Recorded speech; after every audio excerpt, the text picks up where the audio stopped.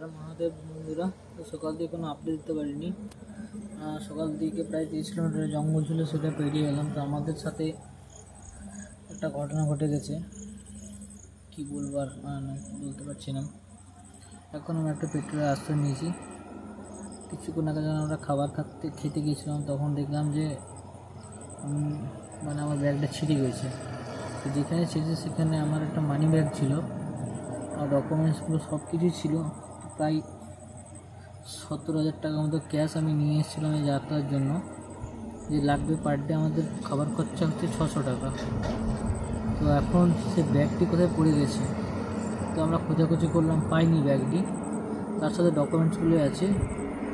তারপরে আমরা এখানে পুলিশ স্টেশনে গিয়েছিলাম। পুলিশ স্টেশনে গিয়ে জানালাম ব্যাপারটা। ওনারাও বললো ঠিক আছে, আমরা চেষ্টা করছি, যদি ব্যাগটা পাওয়া যায় তো আপনাদেরকে আমরা হাতে ধরে দেবো। তো আমাদেরকে বলে এই পেট্রোল পাম্পে থাকতে।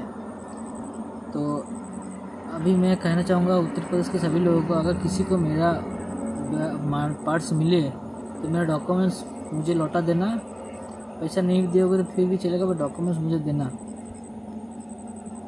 उधर আমি যদি ডকুমেন্টসগুলো না পাই আমাকে গিভ আপ করতে হবে, কেন আমার কাছে আর টাকা নেই। যা টাকা পয়সা ছিল আমি বাড়ি থেকে নিয়ে এসেছিলাম, 17-18 হাজার টাকার মতন ক্যাশ আমি নিয়ে এসেছিলাম।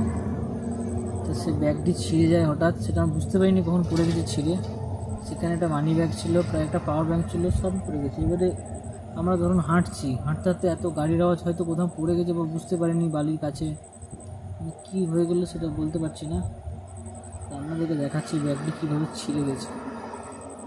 বন্ধুরা, ব্যাগটা পুরো ছিঁড়ে গেছে। এখানে আমার মানি ব্যাগটা রাখা ছিল, পুরো ব্যাগটা ছিঁড়ে গেছে। কীভাবে যে ছিঁড়ে গেলো বুঝতে পারলাম না। এতগুলো টাকা প্লাস ডকুমেন্টস অনেক কিছুই ছিল,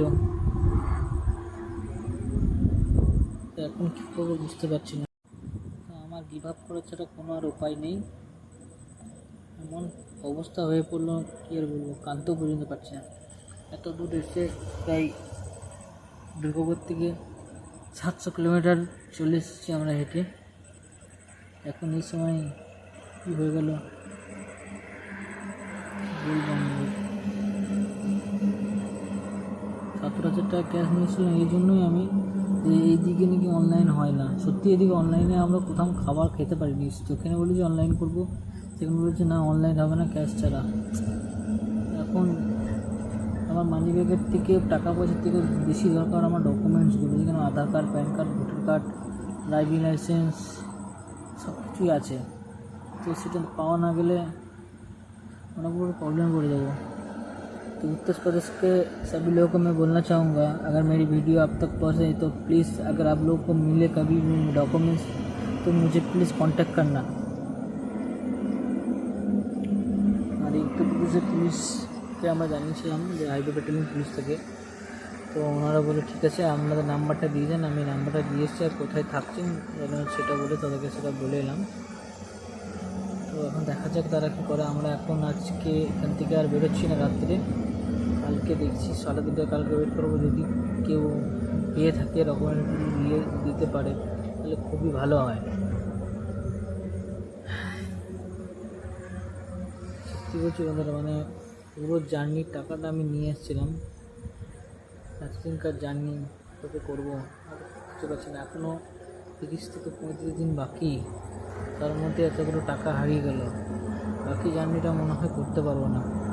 কালকে দিনটা দেখি আমি, তারপরে গিভ আপ করে নেব।